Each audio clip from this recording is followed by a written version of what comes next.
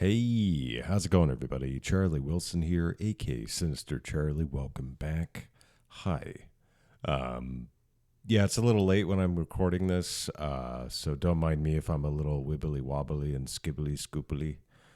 I don't know what that means, but I'm that. Yeah, this one's a longer one. This is like 40 minutes. Let's try to not talk as much, I guess. I don't know. I talk a lot. Anyway, Old Age and Treachery, the unstoppable 77th Infantry Division. The dog's getting weird, too. Anyway, yeah, let's get into it. Go. A lot of you probably already know the name Desmond Doss, and even more I of you don't, remember it if I reminded actually. you that he was the conscientious objector of World War II that refused to carry a weapon into combat. Despite that, he saved 75 men at Hacksaw Ridge as a medic. But what almost none of you Never have saw heard the of movie. is the experimental unit that he was a part of. But Today we're talking about the 77th Infantry Division, aka the Old Bastards. Ladies and gentlemen, whether you realize it or not, we've all been exposed to the concept that you should never underestimate the old guy because sometimes he just might be a complete badass. Never heard We see it that. everywhere. There's memes and commonly held sayings all over the internet like youth and exuberance is no match for old age and treachery, or beware an old man in a profession where young men die. And if that wasn't enough, in pop culture and TV, there are characters in pretty much every show and every movie that are the embodiment of this sentiment, and they are more often than not the fan favorite that everybody loves. On Nickelodeon, a kids channel, you see characters like Uncle Iroh and King Boomy. In anime, I never sat down and watched Airbender. I've definitely watched Dragon Ball. you see characters like Master Roshi. In more adult shows, you've got characters like Mike from Breaking Bad, Lloyd from Yellowstone, and Sir Barristan from Game of Thrones. Characters like this are everywhere in pop culture, and they are catered to every age group because it is never too early to learn the simple concept of be careful because that old man just might whoop your fucking ass. And I bring all this up because it raises one simple question. If old men really are such badasses and experience is truly such a valuable asset, what would happen if you made an entire army out of old guys? Oh, well, I we don't have to know wonder about because that, in World War II, America did just that, and the results speak for themselves, and we're going to get into it right after a word from our sponsor. This video is brought to you by Sponsors. Henson's Shaving. Okay, here's the Hey. deal. Henson's is a family-owned machine shop that makes parts for the aerospace industry. There's literally parts on the Mars rover that these guys made. I used to do Dollar Shave Club, which is pretty good. If it's like that, then yeah, go for it. And one day they woke up and they're like, hey, we're just gonna make the most precise safety razor on the market. And this is it. This is all they sell. It comes in aluminum or titanium. If you want to pay extra, it comes with a little stand. And then they also sell the razor blades, so you have a one-stop shop. Not because their razor blades are proprietary, because this thing will take any shaving razor blade on the market. You don't have to buy their proprietary cartridge. You don't have to sign up for their Looked like monthly he delivery shaved a little thing. bit No, around the you buy sides this there one for time, and this then you ad. can put any 5-cent razor in it and shave for the rest of your life. So the product itself is fantastic, but more importantly, the company is awesome because every time a YouTuber does an ad like this, they get sent a little media packet full of talking points, what to say, what not to say, and so on. Now, I'm not supposed to disclose this, but the brief that I got for Henson's basically said there is no script, do whatever you want, we trust you. Also, in the first paragraph, they said this, quote, if for whatever reason you don't get a good shave with our product, please let us know. If we can't help you, then don't endorse us. We think we've made one of the very best razors in the world. If you disagree, we'd rather not ask you for a non-genuine endorsement. So the razor's great, and this is the type of company that you actually want to give your money to. I'm gonna have a link for them down below. Let's get back to the video. Okay, here's the deal. I've been making pro-American history videos on the internet for about 2 years now, and without fail, every single time I make a video about America and World War II, I get this exact keyboard warrior in the comment section. Buh! America didn't win World War II. They showed up late and tried to take credit for it. Buh! Okay, look, on one hand, I want to give this a serious answer. There's no American that's saying America won World War II all by themselves. Nobody is saying that. It was a huge team effort by the big three, America, the UK, and the USSR, as well as a bunch of other countries that were occupied or close to being occupied. They all made humongous sacrifices to win World War II. It was a massive team effort. So when an American says America won World War II, they're simply saying the Allied forces won. America is part of the Allied. To be fair, I mean, imagine if we didn't get involved. Imagine if Japan hadn't attacked us. Would have been very, very different. Yeah. forces. Anyway, Therefore, we were America the edge. won. It is a factually correct statement, just like it would also be a factually correct statement to say that the USSR and the UK also won World War II. On the other hand, if we're talking shit, I can do that too, because guess what? When it comes to World Wars, America's the MVP. I hate to break it to you, but let's just face facts here. If World War III breaks out tomorrow and we're picking teams by lining all the countries up on the wall like it's dodgeball in gym class, guess who's getting picked first? America. If you disagree with that, it's because you're being disingenuous or you're fucking dumb. And the whole America showed up late to World War II thing, look, number one seed in the tournament gets a bye. Don't hate the player, hate the game. Furthermore, it's not like World War II was on the verge of ending and America popped in at the last second so they could be on the winning team, okay? World War II ended because America came off the fucking top rope with aircraft carriers, Sherman tanks, and atomic bombs. Sorry, I'm getting horribly sidetracked. I apologize. The point I'm trying to get to is that there's a lot of people on the internet that like to say America showed up late to World War II, but the fact of the matter is it's not like America had a choice. That was literally the only option, because in 1939, when World War II kicked off, America didn't really have a military to go fight with. Okay, let me break this down for you. 16 million Americans served in the military in World War II, and at its peak, the U.S. military had 12 million people actively serving in it. In 1939, when World War II started, America's military had 200,000 people in the Army and 100,000 people in the Navy. To put that into perspective, America had the 19th largest military on the planet, and 18th was Portugal, which is approximately the size of Indiana, which is one of America's 50 states. And if that wasn't bad enough, not only was the American military small, it also just wasn't very good at this point in time either. They were so underfunded that the American military only had 329 light tanks that were outdated and 1,800 aircraft that were also outdated. And if that wasn't bad enough, not only did they not have good equipment and there wasn't very many of them, they didn't really know how to fight either, because America hadn't revisited its battle doctrine since World War I, meaning the only fight that America knew how to participate in was trench warfare, which was not what World War II was. So if America wants to have a meaningful impact in World War II, they're going to have to rebuild an entire military from the ground up, both physically and conceptually. So the American government and the American military got to work on this right away in 1939, because they knew America was going to have to participate in this war, whether the public wanted to or not. And hint, the American public wanted absolutely nothing to do with World War II from 1939 through 1941. At this point in time, the American public very much viewed World War II as a European conflict that America had no business getting involved with, and they wanted nothing to do with it. And everything was A-okay after that, and we never... Despite that, the United States government started to institute a draft in October of 1940, forcing young men into the military to grow its military size, just in case. Fast forward about a year, December 7th, 1941, a day that will live in infamy. Japan... You kids might want to get ready. Something else might pop off soon, so... attacks Pearl Harbor, I ain't going. The cardinal sin of fucking with America's boats, essentially flipping the American public sentiment of we don't want to be involved to cowabunga it is. In less than 24 hours on December 8th, 1941, the American government, Congress, has officially declared war on Japan. 3 days after that, December 11th, Hitler declares war on America, at which point all of America is pretty much like, I mean, you didn't touch the boats, but fuck it, you can get some too. It's a bold strategy, Cotton. Let's see if it pays off for them. In the days and weeks and months following the attack on Pearl Harbor, not only have hundreds of thousands of young men volunteered to join the United States military, but the draft would ramp up as well. The Army was growing so much so fast that they were activating and standing up new divisions left and right, one after another. And by March of 1942, these new divisions that were being stood up were almost entirely comprised of draftees. They had some officers and some NCOs that were assigned to stand up the entire division, but aside from that, all of the new guys that were coming in were all untrained new recruits that were drafted. And one of these first all draftee divisions was the 77th Infantry Division. Now, I need you to understand how absolutely crazy this situation is. Standing up a new division is a humongous undertaking, okay? A military unit of that size, that's like 15,000 men. That is a living, breathing entity, okay? There's history, there's standard operating procedures, there's leadership, there's a way of doing things, and that way has probably been written in blood for years by the men that came before you, and you're just popping one up overnight. Okay, that's fucking crazy. Okay, let me explain this in a hypothetical so hopefully you can understand a little bit better, okay? Imagine that you showed up to work tomorrow. Let's say that you worked on an assembly line for 4... But I don't work on Sundays. Tomorrow's Sunday. I'm recording this on Saturday. And you're building F-150s. And you showed up to work and they gave you and a couple of your buddies that you work with keys. And they're like, hey, drive across town, there's a big ass empty building. I need you to go ahead and start another manufacturing plant. There's no machines. Figure out the machines you need, figure out what order they need to go in, figure out the new fucking car that you're gonna build, and figure out all of this shit, how you're gonna pay everybody, taxes, everything. Figure all of it out. By the way, the new workforce is coming in next week. None of them are fucking trained. You have to go ahead and train them on all the shit that you haven't even figured out yourself yet. Good luck. And if that wasn't hard, that's why I'm scared of World War III, because you know the numbers are so low. I hope they don't call in people who have already been in.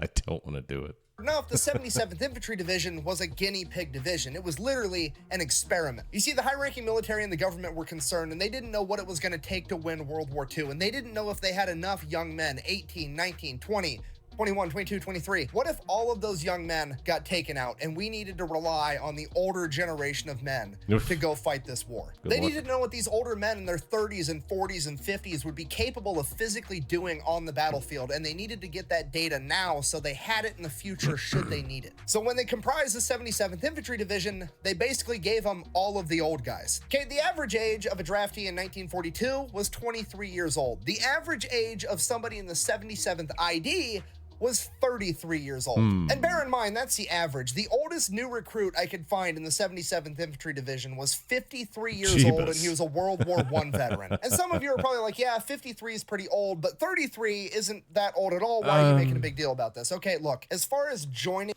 Yeah, it's like veteran status. Like, I was 26 when I left the Navy. So I joined when I was 19 and went to boot camp when I was 20. So it's not like old, but it's still, you know. The military at the age of 33, that's ancient. That's almost unheard of. I mean, think about it. You can join the military at 17 years old, be done, and have 20 years in service with a full pension at 37, 38 years old, and these guys are joining at 33. I mean, when I went through basic and AIT, the oldest guy we had was my buddy Flores. He was 28 years old, and everybody... We had a 35-year-old when I was in boot camp in the Navy, and we called him Old Navy. So, yeah. They called him Gray Bush the Wise. So the point I'm trying to get across to you is like, yeah, it's really weird to join the military that late in life, but also it's a good kind of weird because every person that's been in the military ever, if you came up to them and asked them, hey, if you had to go off to war and you could either go with a platoon of 18-year-old kids or a platoon of 30-year-old men, 30. Everybody's picking the 30-year-old men 100% of the time. Because you got to realize when these 18, 19, 20-year-old new recruits are coming in for training, half the battle is having the Army, the drill instructors come in and teach these kids all the life lessons that mommy and daddy never... Yeah, I was an applehead when I first came in, man. I didn't know what the hell. I was a dork. Got around to while they were growing skinny up as dork. kids. They don't have to do that with a bunch of 30-year-old men. These guys have been out in the real world for 15 years getting their asses whooped by life and eating shit sandwiches. They're already with the program.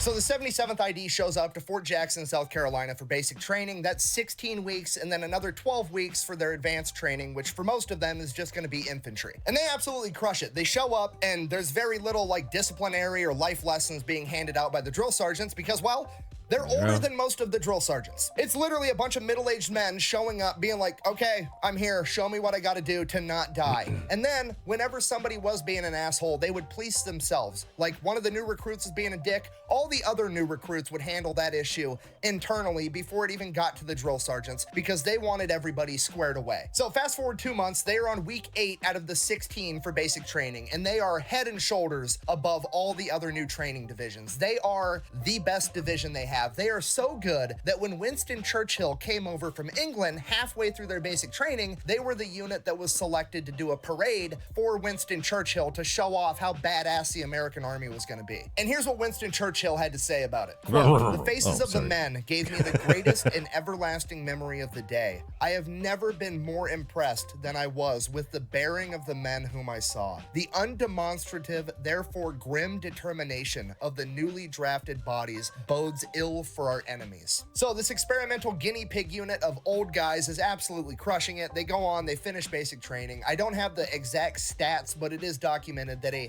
disproportionately high amount of all of the 77th Infantry qualified as expert with the M1 Grand right out of basic training. From there, they go and they do their 12 weeks of advanced training, and they do a great job at that too. At this point, upper military is kind of looking at these guys like, okay, well, this is actually kind of working. Let's see what these old guys can really do. So they send them down to Louisiana for 8 weeks, and they're going to do a war game, the 77th ID going up against another new division that just got stood up, full of 23-year-olds. Literally, the old guys versus the new guys, youth and exuberance versus old age and treachery. We're going to have a legit war game and see who outperforms the other. And when I tell you the 77th ID whooped that other division's fucking ass, it is a complete understatement. Oh my God, I almost died. No, I almost died. God, Workaholics. You know, at this point, it's winter. Workaholics was so good.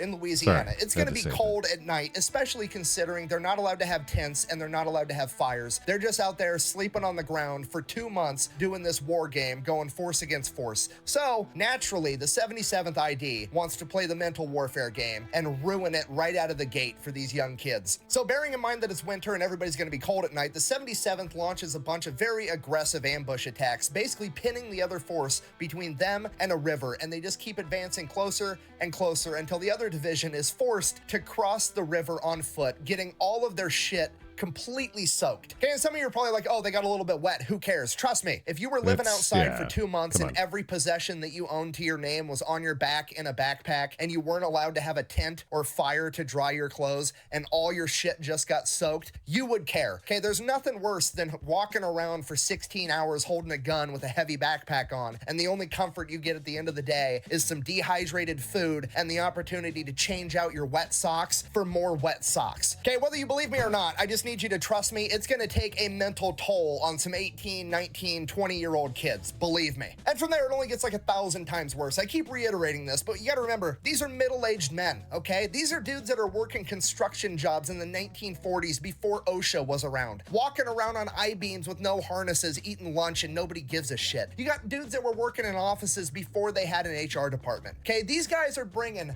so much workplace pranks and tomfoolery to the table. These 20-year-olds aren't going to know what hit them. So one of the big things the 77th does is they start pretending to be in this other division at night. Like they'll roll up at night. There's like one guy left awake, you know, pulling guard duty, whatever. They'll roll up to him and be like, hey, Commander so-and-so, whatever the fuck, said I need to take this Jeep and go take it over to HQ, blah, blah, blah. And he's like, oh, okay, cool. Yeah, whatever, man. He like nods back off of sleep while he's supposed to be on guard. 77th ID guy just steals their Jeep. I mean, strategically transfers it to a different location. Like they're stealing all their vehicles, they're stealing all their equipment. And then, you know, usually when you're doing military stuff, you want to sever enemies' communications so they can't communicate at all. Not the 77th ID. No, we've got fucking Jimmy who worked for the phone company for 10 years. We're going to find the enemy communication lines. We're going to tap into them. And then we're just going to start feeding them bad intel to make complete fucking chaos behind enemy lines. And then all the boys are going to gather around the radio at night, and we're all going to listen to the higher ups in their chain of command complain about how poorly they're performing. At the conclusion of this war game, the 77th ID has just completely outclassed this other division full of young men, and it really starts raising some eyebrows because now people really want to know what these old guys are physically capable of doing. And this is where it goes from being kind of fun to not fun at all for the 77th ID because the real experiments are about to begin. They send the entire 77th to a place called Camp Hyder. It's about 100 miles outside of Phoenix, Arizona, in the middle. That might be Luke Air Force Base now. I've never heard of it. Of the desert. So they show up to Camp Hyder. It's literally just the desert with a couple of tents. Not even enough tents for the entire division. They have to go and dig their own wells to find their own water. And then because they didn't have enough tents, they're out there literally building mud huts to live in. So after they get done literally building an army base from scratch, the army comes along and they're like, hey, we want to know how far a normal dude can march in the desert in 100-degree heat if we only give him 1 quart of water. So here's what you guys are going to do. We're going to force you to march, and you're just going to keep marching until a certain number of you pass out. That's that way ridiculous, we'll have a really good man. idea of how far a single dude can go on 1 quart of water. So this is already borderline cruel and unusual punishment, but it doesn't stop there, because after they figure out how far a guy can go on a single quart of water, they decide that they're going to start having 6-day exercises where they have the second lieutenant, the lowest ranking officer that presumably knows the least, guide a platoon of men through the desert for 6 days straight. And if they want to be able to get their next day's supply of water and food, they have to be in the right place at the right time at the end of the day. Otherwise, they just don't get the food and water. That's ridiculous. Thirsty, Stanley? Okay, they're literally doing some Hunger Games shit with their own troops. And for those of you that don't know, it's literally a running joke in the military that lieutenants suck at land navigation and always get lost. There's literally men that die from exposure and dehydration during this period at Camp Hyder from the 77th Infantry Division. Yeah, I would imagine. And this goes on for 6 months that the 77th is out in the middle of the desert having experiments run on them. And after that 6-month period came to an end and they got orders saying they were going to move on to some other type of training, they decided that in true military fashion, they were going to put this behind them by utilizing a dark sense of humor. The joke was that their time in the desert was just as shitty as actually going to war, so they came up with their own medal, the Hyder Campaign Medal, to commemorate their time in the desert, that they would all wear on their uniforms as a joke. The ribbon of the medal was made out of a piece of sandpaper, and the medal itself was a broken thermometer. And to absolutely nobody's surprise, the War Department decided that they were not going to officially recognize the Hyder Campaign Medal. Regardless, the entire unit is now being shipped back over to Pennsylvania, where they are going to have 1 month of advanced rifle marksmanship training, despite the fact that most of them already qualified as expert. So they go, they do that, they get even better at shooting than they already were, and then after that, the Army comes out and they're like, hey, I've got this new sub-zero temperature sleeping bag that I want to have tested, so we're going to take you guys, our guinea pig division, we're going to send you over to West Virginia, have you go up in the mountains with this new sleeping bag, no tents, no fires, I just want you to live there for a month, hang out, freezing your ass. Are these guys going to get to go to war? It's just like, let's just test it on them for a while. Off and just sleep in these sleeping bags at night, and if you guys survive, we'll know they work. Okay, good. See you in a month. Should I keep going? No. Why are you the way that you are? So they go, they do that, they freeze their balls off for a month, they climb back down from the mountain, and the Army's like, hey, guess what? It's early 1944, we've decided that we don't need you guys for D-Day, you're not going to be going over to the European theater, we're actually going to send you over to the Pacific to help out the Marine Corps. So, next step of your training, you're going to head over to Virginia, and you guys are going to train for a month doing amphibious landings in winter in the Atlantic Ocean, but good news, you're already cold, so have fun. Thanks. So they go, they do that, they crush it just like everything else they do. Now they're headed off to Hawaii, where they're going to go through jungle warfare training for 6 weeks. Now this is probably the most important training. What was the point of the winter training? Okay, I don't. The 77th is going to get, considering that they're going into war in the Pacific Theater up against the Japanese in a jungle environment, and the Japanese are presumably already masters of their own environment. And pretty much everybody in the 77th is hyper aware of this, and it makes them take this chunk of training that much more serious. And one of the things that they notice is when they show up to Jungle Warfare School, there's the archway that they walk through. It says Jungle Warfare School, and it's got the tagline below it in quotes. It says, if they don't stink, stick them, which is obviously referring to what you're supposed to do with your bayonet. I'm guessing there was supposed to be some kind of Chiron there or something. If you come across an enemy's corpse that isn't decomposing, because at this point in time, it was highly likely that that person wasn't actually dead and they were pretending to be dead or hurt so that they could ambush you. And I believe that's one of the big lessons that the 77th took to heart from this period of training for reasons that we're going to find out in a little bit. All right.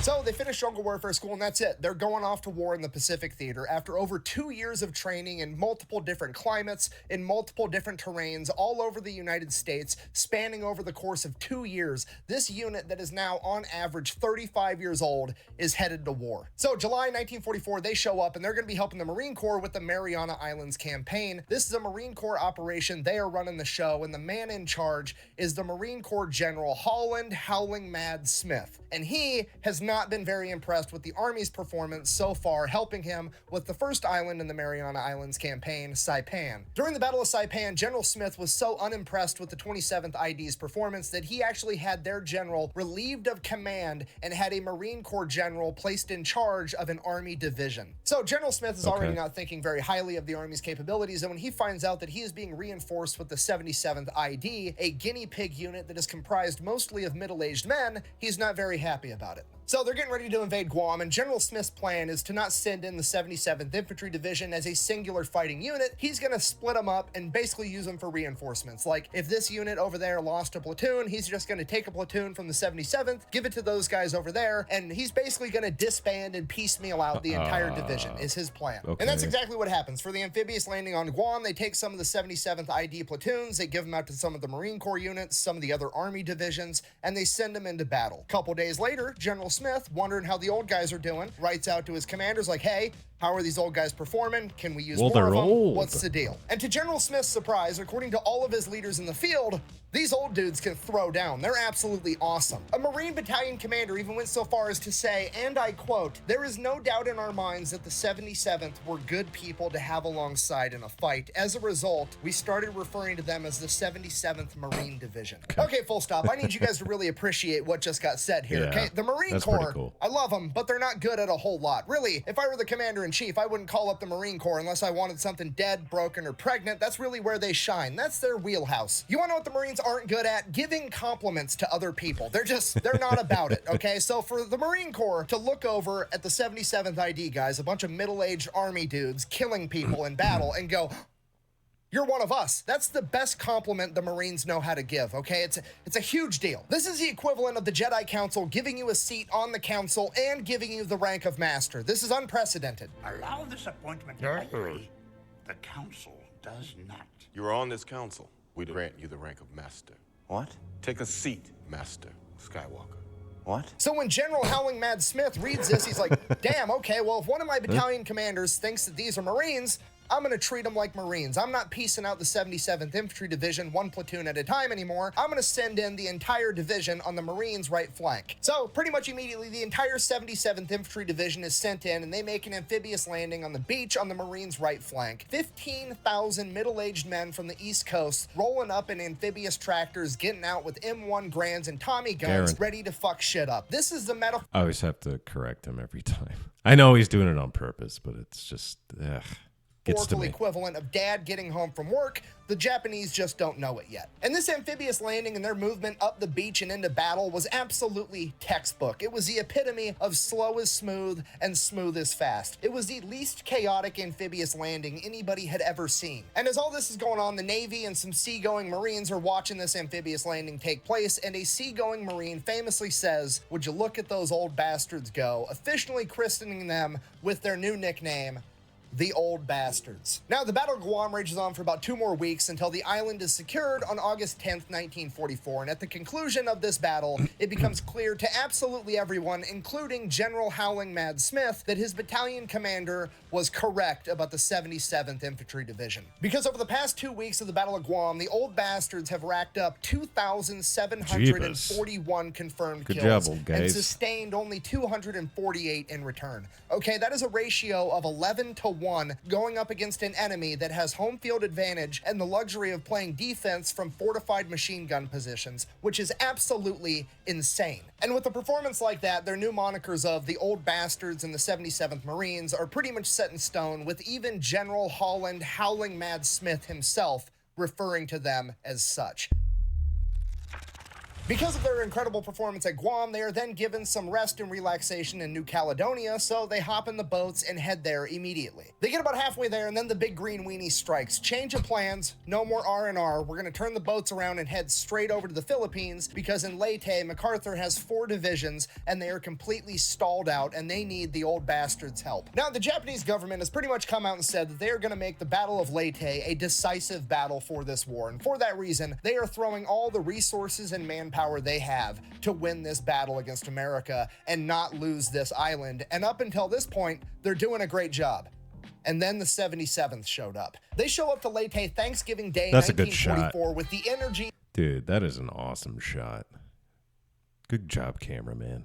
Of dad didn't get to take his nap, and now it's gonna be fucking everybody's problem. Okay, oversimplified version of what's going on here. The Americans have one half of the island, the Japanese have the other. The Americans are getting resupplied on their back end, and the Japanese are getting resupplied on their back end from a place called Ormoc Bay. So the 77th Infantry is like, that's fine, hear me out. We'll hop in the boats, we'll drive around Leyte, make an amphibious landing, and we'll take over Ormoc Bay, cut off their supplies, game over, we win. To which the chain of command is like, that's absolutely crazy, you're gonna be out outnumbered 3-1 and we're not going to be able to get you any more supplies, to which the 77th is like, that's fine, we'll just bring some supplies with us and then we'll steal all the enemy shit. And as far as being outnumbered 3-1, we've been hanging out with the Marines this entire time, and if they've taught us anything, that's just a target-rich environment. Let's fucking run it. So fast forward a couple of days, December 7th, the 77th ID makes an amphibious landing in Ormoc Bay. They catch the Japanese completely off guard, take over the entire thing, get their entire division into the bay in 35 minutes. Then they start bringing in artillery and M10 tank destroyers. So they get everything squared away, they establish a defensive perimeter, also known as a beachhead. Then first thing tomorrow, bright and early, they're gonna start kicking ass, right?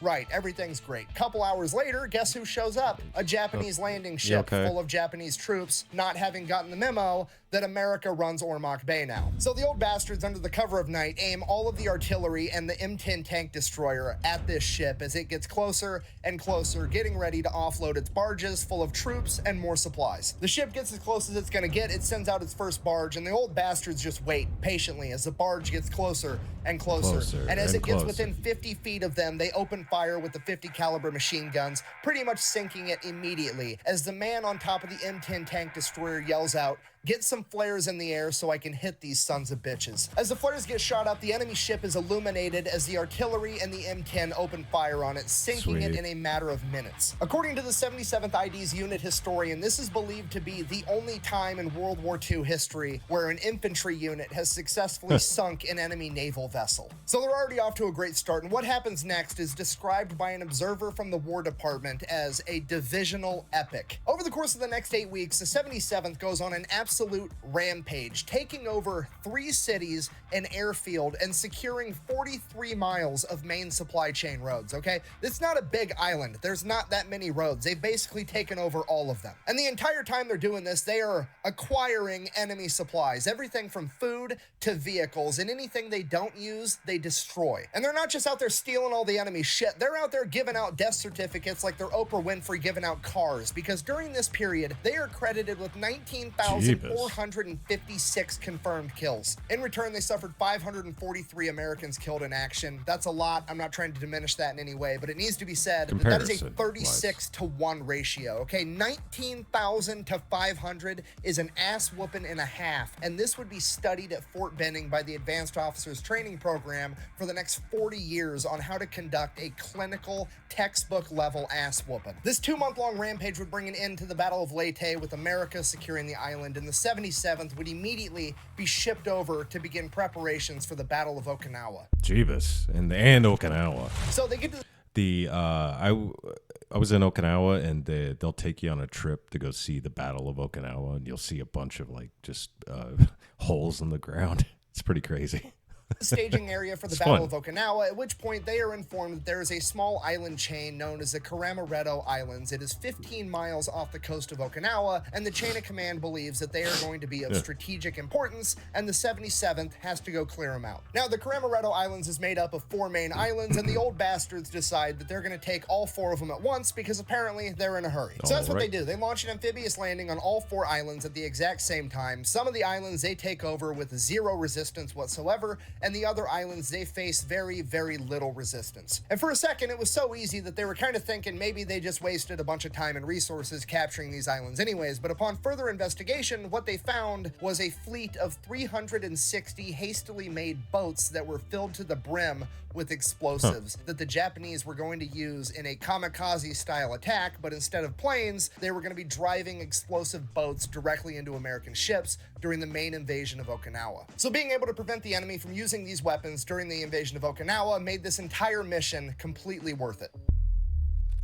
In scrap. Fast forward a couple of days, April 1st, 1945, Easter Sunday, the Battle of Okinawa begins. It is 2 Marine divisions and 4 Army divisions making the initial landing, and the 77th is not one of them. They are being held back in reserve. And just to be clear, they're not being held in reserve because the chain of command thinks that they're the second string backup guys. They're being held in reserve because they have the reputation of being the problem solvers, and they want to save the 77th until they diagnose where the real problem's at, and they're going to send the 77th in then. Pretty much immediately after the invasion of Okinawa, it becomes very clear to the chain of command that they missed a nearby airfield. There is a small island neighboring Okinawa known as Leima, and on that island there is a Japanese airfield, and that airfield needs to go away. Problem is, that airfield is being guarded by 5,000 Japanese soldiers that are very well dug in, and they are not about to give up without a fight. So they send in the 77th. The old bastards make quick work of it, securing the entire island of Leima in 6 days, with none of the Japanese willing to surrender. Virtually all of them were killed in combat, approximately 5,000 enemy soldiers, with the 77th losing 258 men in return. And while the old bastards are securing Leima, the Battle of Okinawa is still raging on. It is one of the bloodiest, most hard-fought battles in American history. The island is being guarded by over 100,000 Japanese soldiers, with hundreds of heavy artillery pieces, thousands of mortar positions, and fortified machine gun positions. They have the high ground and they have underground tunnel networks. This entire battle is a fucking meat grinder. The entire island of Okinawa is an enormous problem and nobody is having a good time, but one of the most problematic areas is a 100-foot high cliff face where the 96th Infantry Division has been absolutely shredded. This place is known as the Escarpment, or as it would later become known as Hacksaw Ridge. The old bastards are being sent in to do what the 96th Infantry Division couldn't pull off. As they show up, they send 2 battalions up the 100-foot high cliff face to engage the enemy. The Japanese drove both battalions back, forcing all of them to retreat. All of them except for one. One of the youngest old bastards, a 26-year-old medic by the name of Desmond Doss, who was unique in that he refused to carry a weapon into battle because he was a conscientious objector that didn't want to hurt anybody. He only wanted to save people. He stayed up top while everybody else retreated, and while evading the enemy, he managed to go around and find wounded Americans and begin lowering them down the cliff face all through the remainder of that day and all through the night. By the next morning, he had single-handedly lowered 75 men down a 100-foot cliff face, saving all of them. The next day, the 77th would attack again, this time sending up 1 battalion to engage the enemy and the other battalion out and around the side to flank them. During this battle, Desmond Doss would become mortally wounded by grenade shrapnel and sniper fire. While wounded, he continued to insist that the other medics and litter bearers continue to save other men rather than himself. The old bastards would finally take the ridge, killing over 3,500 Japanese soldiers and losing over 600 men of their own, but amongst them was not Desmond Doss. The men of the 77th got Doss evacuated in time. He would survive and eventually go on. Yeah, I don't know this story because I've never seen the movie, but okay, cool. On to be awarded the Medal of Honor for his actions at Hacksaw Ridge. But as his journey in World War II came to an end, the old bastard still had work to do. Now That's what she said. The 77th is going to be sent to capture Shuri Castle, but in order to do that, they have to punch through the Shuri line, which is essentially a natural wall of hills and cliffs, and on top of them is 50,000 Japanese soldiers manning fortified machine gun positions with overlapping fields of fire. At this point, almost all of the American forces are stopped in their tracks somewhere along this line. 2 Marine divisions and another Army division, both stuck, unable to penetrate through. The spot where the 77th have to break through to get to Shuri Castle is approximately half a mile wide and 2 miles in length. It takes them 32 days of constant fighting to clear that 2 miles. During those 32 days and in that single plot of land, the Japanese forces suffered 14,000 men killed in action. All of the American divisions managed to break through the Shuri line around the same time, and the Battle of Okinawa would rage on for a little bit longer, but the Shuri line breaking was the last major defensive maneuver that the Japanese were able to do. Everything after that was small-scale skirmishes, and this would rapidly bring about an end to the Battle of Okinawa. After Okinawa had been secured, the 77th would receive word that they are to be shipped back to the Philippines, where they are going to be retooled, refitted, and receive a bunch of new guys to replace the men that they had lost, and they are going to be the only combat unit that was present in the Battle of Okinawa that is also to partake in the first wave of the invasion of mainland Japan, which is probably the shittiest compliment imaginable. Hey, you guys did such a great job that you get to do it again. Luckily, well, that's how government works. I mean, you do a really good job, they're going to make you do it again. However, after arriving to the Philippine island of Cebu, the 77th ID would receive word that America had utilized a new type of weapon by dropping an atomic bomb on Hiroshima and Nagasaki, forcing the Japanese to surrender, and they would not have to go and invade the mainland of Japan. This is terrific news, but it left just one thing the 77th ID had to do before they could finally go back home. You see, all throughout the Philippines, Southeast Asia, and the rest of the Pacific, there were still Japanese military members all over the place, scattered pretty much everywhere. Many of these groups of Japanese soldiers would refuse to surrender for months, or in some cases, even years or decades, refusing to believe that the Japanese Empire would ever surrender. And in the case of Cebu, where the 77th currently were, up in the mountains, there were approximately 5,500 Japanese soldiers. Fortunately, they were willing to surrender because they got orders directly from the emperor. Unfortunately, they were willing to surrender to literally anybody except for the old bastards. Okay. Bear in mind, we're back in the Philippines. These Japanese soldiers hiding up in the mountains in Cebu are the remnants of what was left after the Battle of Leyte, when the 77th went on a 2-month-long rampage, destroying everything. Now, to be fair, we don't know for sure why these guys were willing to surrender to literally anybody except for the old bastards. Maybe it was because they remembered a bunch of middle-aged men with a blue Statue of Liberty patch on their shoulder whooping their ass, and they just didn't want to surrender to them. Or I have an alternative theory. You see, along this entire journey, the 77th has not only gained a reputation for being extremely effective in combat, but they've also gained a reputation for kind of sort of not really taking a whole lot of prisoners compared to everybody else. Now, bear in mind, this is the Imperial Japanese. Not many of these guys got taken as prisoner because they would rather die in combat than lose their honor by surrendering. Despite that, out of all the POWs that were taken, the 77th somehow managed to take on the least. You know what? Let me just read you guys the stats and you can come to your own conclusions. For all of the Pacific theater across all branches of the U.S. military, approximately 50,000 Japanese POWs were taken. That is a ratio of 44-1. For every 45 enemy soldiers that the American forces came up against, 44 of them were killed in action and 1 was taken prisoner. The 77th Infantry Division, on the other hand, only managed to take 358 POWs, which is a ratio of 122 to 1. And it gets way worse if you want to talk about the Battle of Okinawa in particular. During the Battle of Okinawa, all of the US forces combined took a total of 10,801 Japanese prisoners of war. That is a 10-to-1 ratio. Of those 10,801 POWs taken by the US forces at the Battle of Okinawa, the 77th ID was responsible for 58 of them at a ratio of 278-1 compared to the U.S. Armed Forces ratio of 10-1. Okay, now to be completely honest, I have no idea why it's like that. Perhaps it's because the old bastards displayed exceptional rifle marksmanship. Maybe it's the fact that they took the jungle warfare lesson of if they don't stink, stick them to heart, and they followed through with that throughout the entire war. Either way, the fact of the matter is they've developed the reputation that they don't really take prisoners, and now there's 5,500 Japanese soldiers hiding up in the mountains that are too scared to surrender to the 77th ID. And they need them to surrender so that they can finally go home and mow their lawn after like 4 years. Yeah, it's been a long time. Before everyone wakes up, including roosters.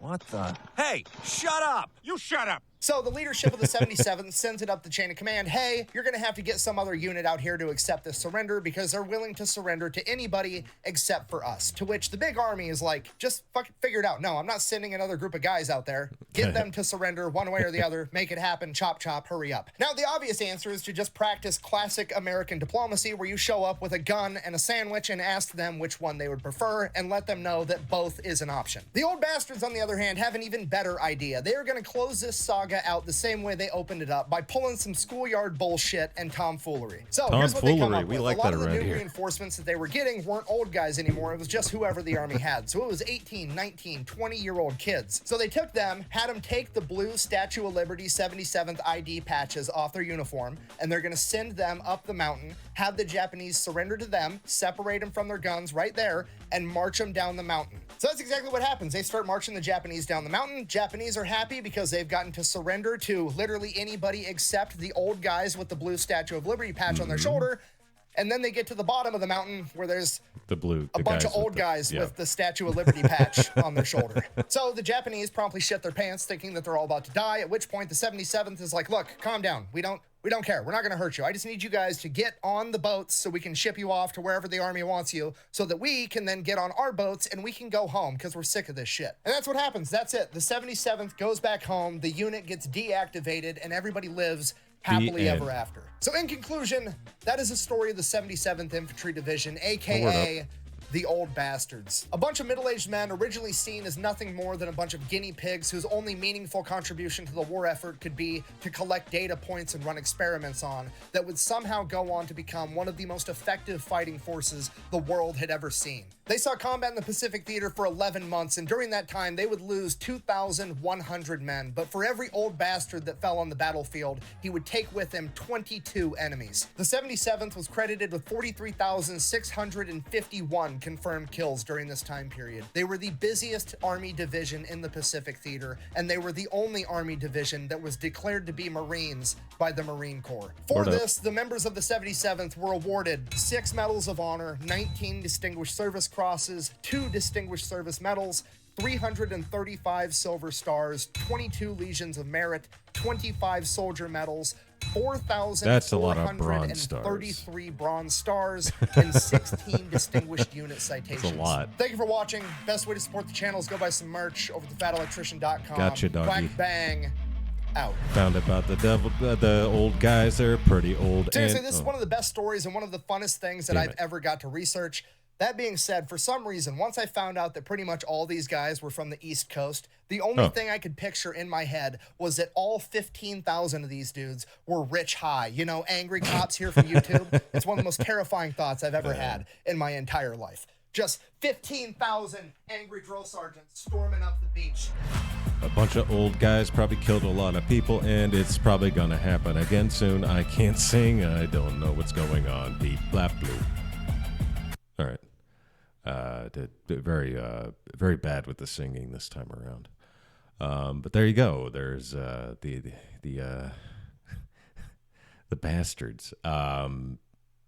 Yeah, I guess I need to watch Hacksaw Ridge. I just never. I just wasn't interested when it came out. But anyway, thank you very much for watching. That was a long one. Please like and subscribe down below. Makes me feel real good inside and helps out the channel. And if you got any suggestions, put them in the comments for any kind of videos. We'll get to those. Doesn't have to be military related. Could be anything. But yeah, thanks a lot. Appreciate it. Hope you all had a good weekend. And bye.